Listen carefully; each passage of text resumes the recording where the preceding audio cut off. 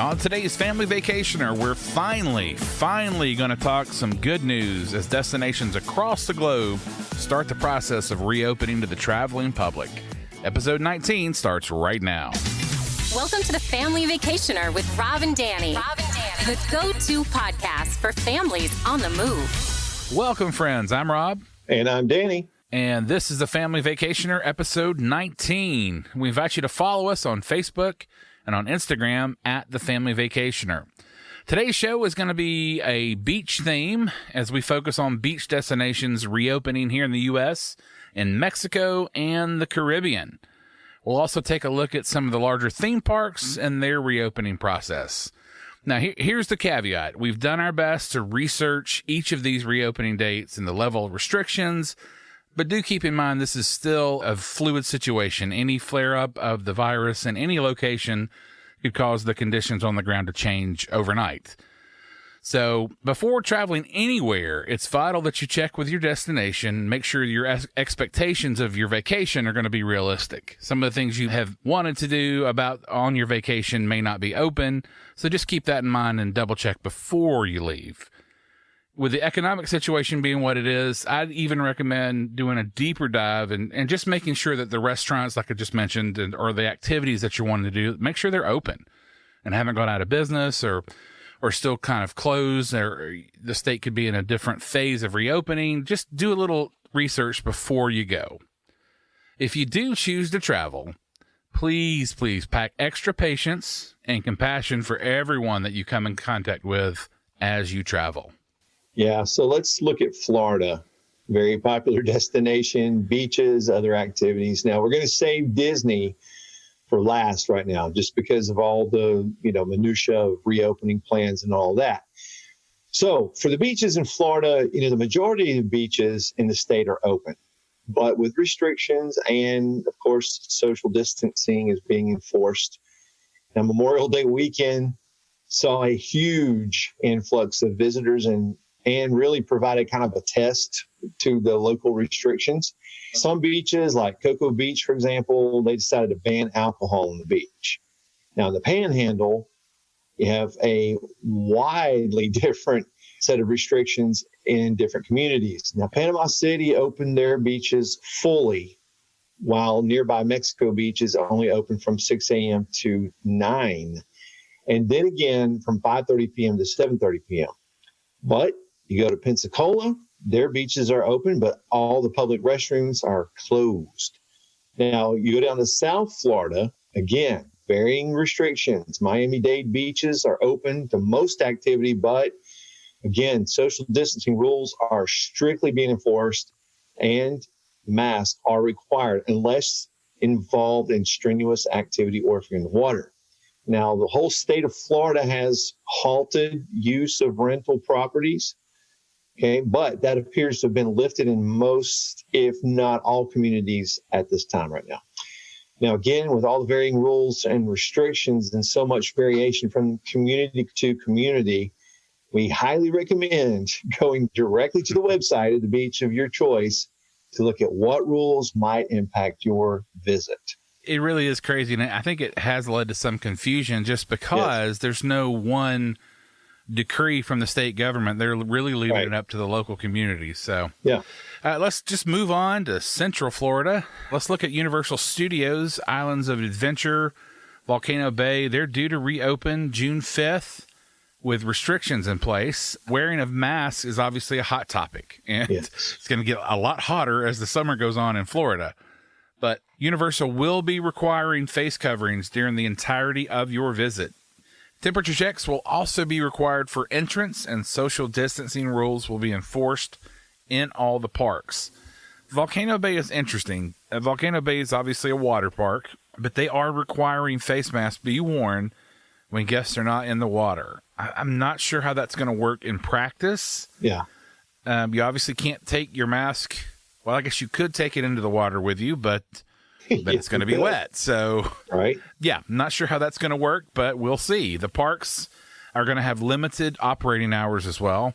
Universal's still deciding at this time how they're going to limit capacity. Yeah. Now, they are going to have mobile orders for dining. That'll be available at all of the dining facilities that are open. However, universal dining plans will not be accepted. That's something that you need to remember. Definitely. As of the recording of this podcast, all Universal resorts, with the exception of Portofino Bay and the Endless Summer resorts, will reopen starting today, June 2nd. City Walk is currently open. They had a soft opening last week, I believe it was, and they did have temperature checks. They required masks. Not everything was open. And, again, keep in mind, not all the restaurants and experiences are going to be open, and that's just going to be, kind of how it goes for the next couple of months, maybe even through the end of the year. Yeah. Theaters obviously are not open at this time. So really good news here. Self-parking is going to be complimentary during this phase of reopening. Nice. So that probably won't last long. Catch it while you can. Exactly. For more information, go to universalorlando.com. It appears that you'll still be able to purchase Express and Express Unlimited passes. And then for those that are wondering about Halloween Horror and the holiday celebrations, Universal's still kind of developing the policy for that and how they're going to handle that. I imagine Halloween Horror in some form or fashion will go on because that's so successful for Universal Studios in Orlando. That would be a shame if it didn't. It's such a great time down there. Yeah, absolutely. Pay close attention to the verbiage used in the purchase of any ticket. This really goes for anywhere you travel or anything that you do right now. By entering the property at Universal, you are assuming risk of transmission of COVID-19. So just by entering the park, by purchasing the ticket and entering the park, you are assuming all risks, according to Universal. Right. So just read up so you know exactly what you're agreeing to simply by showing up. Now let's move over to SeaWorld Orlando, the water park Aquatica in Discovery Cove. They're set to reopen June 11th. The park will have modified operating hours and, as of this recording, will be closed on Tuesdays and Thursdays through the summer. Those are all of the details for now, but I would expect face masks, social distancing, those will also be at play here at SeaWorld. Yes. And as we mentioned, we're going to put a pin in Disney. We're going to come back before the end of the podcast and handle that one. Yeah. Okay. So everybody knows that Georgia was forefront of reopening, and most beaches, restaurants, other attractions are open for business on Golden Isles as well as the rest of the state. Now, the Georgia Department of Natural Resources is requiring social distancing rules of 6 feet to be in effect. And not all restaurants have resumed dine-in seating at this time. Alabama beaches are also open for business. Gatherings of 10 or more are still prohibited, though, so you should know that. Gulf Shores and Orange Beach, popular places, currently open with a large majority of their restaurants and attractions open as well. Now, some do have modified hours, and they have amended delivery of certain services. Social distancing also in effect here at all facilities. Now, stores are allowed to open at 50% occupancy. So you have any additional questions about that, you should go to gulfshores.com. The most important, you can still get that Corona Beach t-shirt. I don't know if they're going to still be as popular anymore, right? I see those every time I go to the beach. Yeah. Well, if gambling's your thing, Mississippi casinos are open. They actually reopened on May 21st. Side-by-side gaming has been eliminated in the casinos, and the casino floors are closing overnight for cleaning. I believe it's 3 a.m. to 8 a.m. they're closed. Beaches in Harrison, which includes Biloxi, Hancock, and Jackson counties are all open. Gatherings of over 20 people are still prohibited. Now, I'm sure you've followed in the news, New Orleans was very, very hard hit by the coronavirus. So they're a little slow in the reopening process. They're actually slower than the rest of Louisiana. The city was a hot spot early on, and so they've taken a much more measured approach to reopening the city. The city's still in phase 1 of their reopening process. Restaurants have been allowed to reopen. They're under tight restrictions. So it might be prudent to wait a while before you make that visit to the Big Easy. Yeah, definitely. All right, so let's move to North Carolina and South Carolina. Let's start with North Carolina. Beaches are largely open right now in North Carolina. However, open varies from beach to beach. So, again, do your homework, because what open, how it's defined, you need to find that out before you go. So the rule of thumb appears to be that beaches are open to non-stationary activities, meaning no setting up umbrellas or beach blankets. Public restrooms are still closed. Visitors are going to be monitored to make sure that everybody is adhering strictly to the 6 feet rule. Also, restaurants are not open for dine-in, and entertainment venues are still closed as well. Now, in South Carolina, most beaches there are open as well. However, you should know that some beaches are limiting population by requiring beach passes. Now, public restrooms, parking lots, boat ramps, for the most part, are largely open. Beachside restaurants are open for dine-in at 50% capacity, with strict cleaning and social distancing rules being in effect. One thing that's been interesting in this whole reopening process is that a lot of these communities were trying to reopen to the local public first. Yes. And so the big concern was people coming in from out of state. And so one way that these communities dealt with that is that they closed the parking around the beaches. So it made it very difficult, to park and go to the beach. So that's just interesting to see, how they've handled that. Yeah, I guess that's one way to deal with it. Yep. Now, obviously, this list is by no means exhaustive, but it does cover a lot of the hotspot. Well, that's probably not a good word. A lot of the in-demand places for our listeners. Let's shift to Mexico and the Caribbean. Always a good time. Always fun to check in with those folks. We'll give a rundown for some of the more popular destinations. Now, currently, the U.S.-Mexico border is closed through June 22nd, 2020. However, tourist areas in Mexico have not been idle. Cancun and how do I pronounce that, Dan? Riviera Maya? Riviera Maya. Maya. Yeah. Thank you. It's good to have the language tutor with us. So, hey, thanks. Gracias. They have been the first area in the world to receive the brand new Safe Travel stamp. And it's a set of new protocols put in place by the World Travel and Tourism Council to show the areas have achieved these new sets of safety and hygiene. So that's good. That's good to know if you're wanting to travel. I've got some folks that are traveling in the first part of July, and we're watching closely about the border and whether or not they extended it from, May into June. And so we're hoping that July 1st, which looks like that's going to be the target date where most resorts are going to open. But again, for U.S. travelers, the first sign is going to be that border reopening between Mexico and the U.S. Right. So I do want to mention Aruba really quick. It's another popular place. Aruba has set a tentative reopening of the borders for inbound travel between June 15th and July 1st. So you should expect an official announcement on that really soon. But of course, enhanced safety and hygiene protocols are in place to receive anybody visiting. So just know that up front again. Now, the Bahamas are working through a 5-phase reopening plan, with July 1st being the date the islands will reopen to tourists. However, only islands that have in their minds contained the outbreak of the virus will be reopened. Those islands include Cat Island, Long Island, Abaco and Andros, Mayaguana, Inagua, Crooked Island, Acklands, Long Cay, Ragged Island, and Rum Cay. Now, Atlantis is among the many resorts scheduled to reopen on July 1st.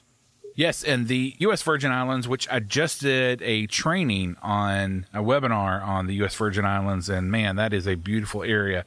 They're currently open to tourists with new health protocols in place. The DR, the Dominican Republic, has set July 5th to be the day reopened to tourism.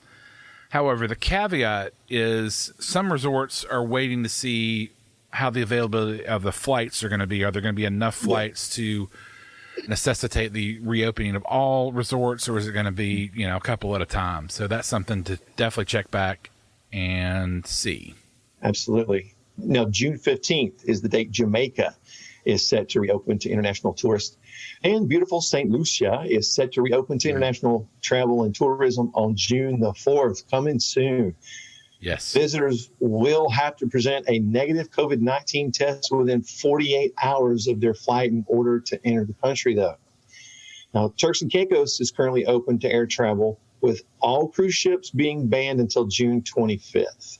Hotels and resorts have varying opening dates, so you'll definitely need to check with your desired property to know for sure whether it's open on your dates.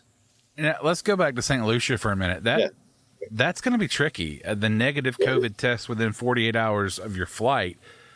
You know, the testing areas that have popped up around me, it's 10 days before you get your results back. Yeah. So I don't know how this is going to You're going to have to be in an area where where you're guaranteed that you're going to get your results back right in time for you to travel. That's going to be interesting. And I think that's going to limit a lot of people from even trying to go. Yeah. Yeah. Which is sad because St. Lucia, that's on my bucket list. I got to get it. Yeah, mine too. You got that right. Now, cruise ships. Let's talk about that real quick. Not a lot of concrete information yet. That's going to be one of the last sectors of tourism that reopens just because of the stigma there.